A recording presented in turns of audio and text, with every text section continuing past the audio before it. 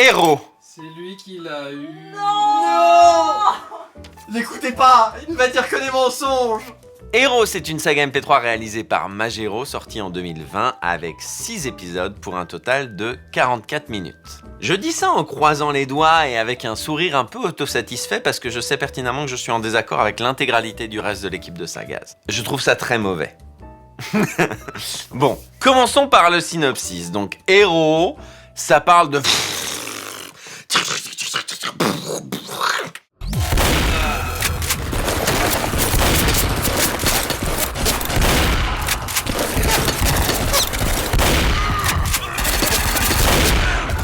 Alors, on va commencer par l'histoire, si on peut appeler ça l'histoire. C'est l'histoire de un mec avide de vengeance qui veut tuer le mec qui a fait tuer tous ses camarades parce qu'ils étaient un gang de justiciers. Et puis du coup, il va monter tous les étages d'une tour et buter tout le monde pour arriver devant le grand méchant. Mais en fait, il y a un twist et on s'y attend pas du tout alors que ça a été vendu dans l'épisode 1 et qu'on le voit venir à des kilomètres. Mais apparemment, on est censé pas s'en douter. Je suis un peu énervé, oui.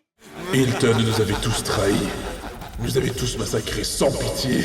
Les 4 cavaliers de la justice avaient tous été anéantis.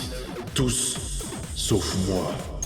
Autrefois, je ne me battais que pour la justice et des idéaux. Désormais, je ne jure que par une seule conviction. La vengeance. Alors, tout le reste de l'équipe de Sagaz est persuadé soit que c'est un nanar très agréable à écouter, soit que c'est en fait une concrétisation d'une partie de Doom et que ça a complètement saisi l'esprit d'une partie de... C'est de la merde. C'est de la merde. Du coup, tu recommandes? Non mais... Tu veux ton sympatox? Je vais expliquer... Non mais je vais expliquer pourquoi c'est de la merde, rassurez-vous. En tout cas, ça en est. Je trouve que rien ne marche dans cette saga MP3, c'est-à-dire que l'intrigue est pourrie, le twist est vendu dès le premier épisode, mais on est censé être surpris. Les personnages sont ultra caricaturaux à un point que c'en est exaspérant. Il y a des sagas où les personnages sont caricaturaux, mais ça permet d'accélérer plus vite dans l'intrigue, ou ça permet de comprendre plus facilement les enjeux, ou tout simplement c'est une manière d'en rire. Là, c'est juste caricatural à l'excès et il y a aucun bénéfice à cette caractérisation excessive et archétypale des personnages. D'autre part, je trouve ça en termes de jeu d'acteur absolument horrible. C'est-à-dire que le personnage principal, qui est incarné par Majero, n'a pas... Enfin, c'est censé être un gros bourrin avec une grosse voix et qui se bat avec une mitraillette contre tout un tas de méchants. Le truc, c'est que ça se sent que Majero n'a pas cette voix-là. Donc, il s'aggrave, il essaie de s'agrandir le coffre, sauf que c'est une citadine. Tu peux pas agrandir le coffre d'une citadine, c'est mort. Et enfin, techniquement, et c'est là que sans doute il y a le plus grand désaccord dans l'équipe de Sagaz, moi je trouve ça très mauvais. Je suis conscient qu'il y a un gros travail de sound design, d'ambiance, je suis conscient, Majero c'est pas du tout une quiche d'un point de vue technique et je sais qu'il fait bien son travail. Mais de mon point de vue d'auditeur, c'est absolument inaudible. Lâche tes armes, connard! Lâche-le tout de suite! Je parle pas au chien de Hilton. Lâche-les, on tire! Pourquoi attendre?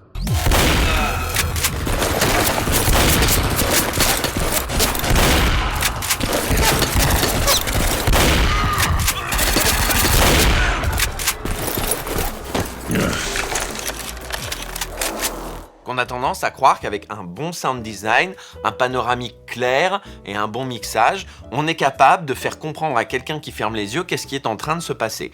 Et ça peut être vrai. Le problème, c'est que si on est un auditeur qui n'a pas son attention focus à 100% sur le mixage, tout ça nous apparaît comme, en tout cas moi m'apparaît comme de la bouillie auditive.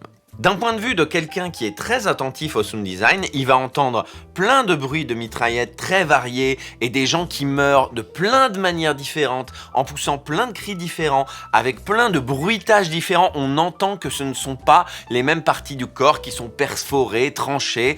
C'est sans doute très riche pour quelqu'un qui a décidé de tout écouter précisément. Mais pour quelqu'un qui veut juste écouter de quoi ça parle, entre guillemets, tu entends juste une bouillie de mitraillettes, de bruits d'essais, et en fait, c'est parfaitement désagréable.